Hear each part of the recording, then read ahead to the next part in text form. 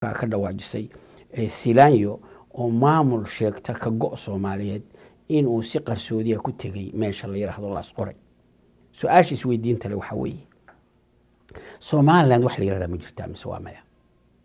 Somaliland waxay ahayd meel oo korka ka ilaasho Ingiriiska oo qabaa'il isu tagay laakiin dal jiray ma ahayn 1984 gudub habar awal heshiis bay kula gashay Berbera 1984 ciise gudub Birseel bay kula galeen Ingiriiska markay la galeen 1986 iyo 27 January Warsangeli Laas Qoray buu kula galay garxajisna waa iyo habar jeclana waxay kula galeen cadan 1885 dhul bahantina heshiis lama galin su'aasha marka meesha imanaysa waxa weeye international looga marka la eego waxay baaba Somaliland waxay ahayd dhul uu Ingiriisku korka ilaasho oo afar qodob kula gal heshiis inuu dhulkaas yahay dhul uu isagu ka taliyo oo ilaasho maraakiibta ku jabtana oo Ingiriisku leeyahay la badbaadiyo dadka adoonkii dadkii la gadanayna la joojiyay marka la joojiyo ay la dagaalamaan hadii la qabto ay sheegaan oo marka ay Ingiriisku meeshaas uu ka cirib tiro maxay tahay bidoodkii la gadanay markii ay dhacday 1900 iyo la soo gaaray 1900 wasaad ogsoontahay waxa dhacay qaybsigii Afrika Partition of Africa 1884 1884 markaas oo deegaanka Soomaaliyeed la kala qaybiyay ciidana ay raacday Ingiriisku laba u qaatay Talyaaniguna u qaatay gobolkii hoose Soomaaliya la oran jiray kaas oo dagaal la galay xabashida 1935 ilaa 6 sanadoodna uu haystay Ethiopia dabadeedna 1941 laga adkaaday Talyaaniga oo Ingiriiska soo noqday oo markaa uu qabsaday Soomaaliya 1848 Soomaaliya Ingiriiska laga qaaday oo kontonkii lagu wareejiyay Jamhadda Qurumaha ka dhaxaysa marka waxa dhashay Somali Republic 1960 Somali Republic baa jirta hadda wax la Somaliland ma jirto wax sharci ah maaha nimanka ku naaloonayana waxa weeye khalad bay ku jiraanin Soomaaliyana waxay ka koobantahay 18 gobol oo maanta uu madaxu yahay ninka la yiraahdo madaxweynaha Soomaaliyeed sida darteed waxaan u arkaa xadgudub inuu sameeyay Silaanyo tagista uu meesha tagay heshiisyana la galay qabaa'ilka ay wada galeen nabadgelyada heshiisyadii buu jabiyay ninka la yiraahdo Silaanyo taas waxay keentay in adduunweynuhu ka kaco oo la yiraahdo nabadgelyada waxa siloonanta ku jirta meeshaas oo qabaa'ilka heshiisay ayaa khatar gelisay marka wax soo ka dhexgal Jamhadda Qurumaha ka dhaxaysa igad gidigood waxay u sheegeen inay ka baxaan saasa keentay Silaanyo ciidamadii uu soo diray oo hubaysnaa oo ka koobnaa 60 tikniko iyo ciidamada kale ay ku jireen ciidamada markii hore deegaanka ugu dhasho la khalday oo marka iyagu raxadooda ka soo baxay oo raacay deegaankoodii oo sheegay in shirqool loo wado dalkan in lagu qabsado ay ku qabsado Silaanyo iyo groupkiisu halka igu qabo Ahmed Awad Cashara waxa tahay aqoon-yahan haddii dalkii Soomaaliya burburay Somaliland aan ognahay Soomaaliya inteeda kale ka hor 26 June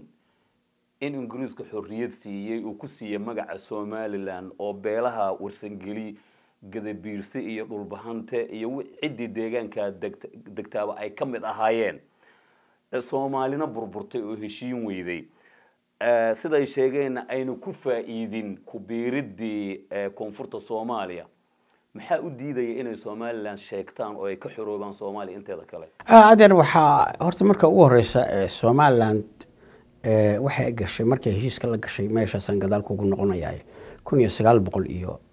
1958 markii ay bilaabeen Noordka xorriyadii la doonay oo ay SWL baa ka soo horeysay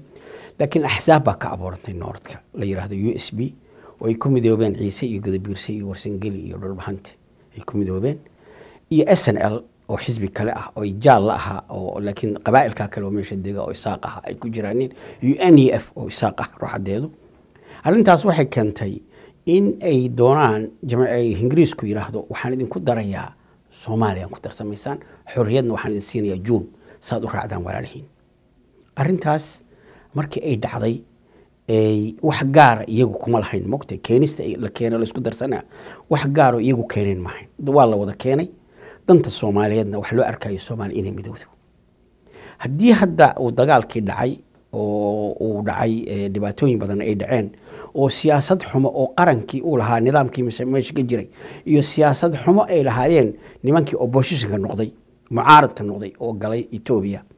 oo iyagu aan lahayn siyaasad wajahan ay ku wajahnaan qabiil ay soo noqdeen qabiilnimadii bay la soo noqdeen dabadeedna waxa abuurmay qabiil kala go'a in dad qabiil wata inay kala go'a maxaa jira kala go'a markaad eegtid maxamedow kala go'a marka la kala go'ayo wax loo go'aa manfac baa lagu go'aa ma batrool baa ay leeyihiin baa la dhacayay ma dahab ay leeyihiin baa la dhacayay ma xoolo ay leeyihiin baa la dhacayay wax kala go'a keena oo sabab ah oo aan u niraahno waxaasaanu noord haysanay oo maanta la ka dhacayay ma u jiro waxa weeye dhaqaalaha qura oo noord leeyahay waa berberana Soomaaliya dhamay u baahan tahay marka haddii wax dhaceen baba dadkii waa dhintay maanta wax loo baahnaa inaanu Soomaaliya hogaamino oo Hargeysa nimaadno oo Hargeysa xarun noqoto oo Soomaaliya haddii lagu ciil qabay xukun inay marka xukunkiiba hogaamiyaan oo Hargeysa noqoto meel loo soo iisho ma garat laakiin maanta Hargeysa inaan noqon meel dadka la eriyo oo qabaa'ilkii kale la eriyo oo cadaan kuugu tahay dhakhtarkii macow sida loo eriyay oo muujinaysa reer socom muujinaysa oo ay ka horeysay dad badan oo Soomaali ah oo la eriyo baabuur la saaray oo sawdka loo diray marka taas maxay tahay waxaan u arkaa anigu dadkaas dad aan walaalnahay qaraabanahay xididnahay tolnahay way in la lugoynayaan arkaa kala go'a waa lugooyada deegaankaas maxaa jira dantooda waxay ku jirtaa Soomaali inay horkacaan oo ka faa'iideystaan nabadda oo markaa keenaan Soomaali inay hogaamiyaan albaab kasta waa garaaceen maanta wax اعتراف يا مجرو شفل با اعتراف دولة هوسة من الشيبيا فاتنا نجد اعتراف وزيركي جماعة غرباء كستو دحي وشو شقيه او كهل دقن سوماليات كهل هيتو مقع سوماليات ايام ما انت وحقو شقينا شفل بين اعتراف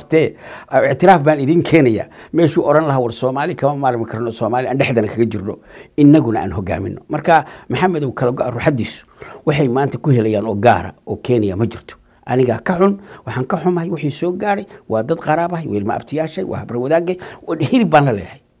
ana idhibaysa in maartay maanta sida ay yihiin ay ahaadaanin oo ay meel ku xidhnaadaanin waxaan filayay inay yiraahdaan annagana la dulmay dabadeedna dalkayga loo horumariyo aniga ruuxadeeda wax ku heli lahaa deegaankayga horumari lahaa markaas waxaan oran lahaa markaa gacan baa masiin lahaa aniga maanta Hargeysan joogi lahaa haday wadaanin arrintaas marka kala go ciidu faa'iido u leeyahay ma jirto iyadana faa'iido ma laha annana faa'iido ma laha nino faa'iido u leeyahay ma jirto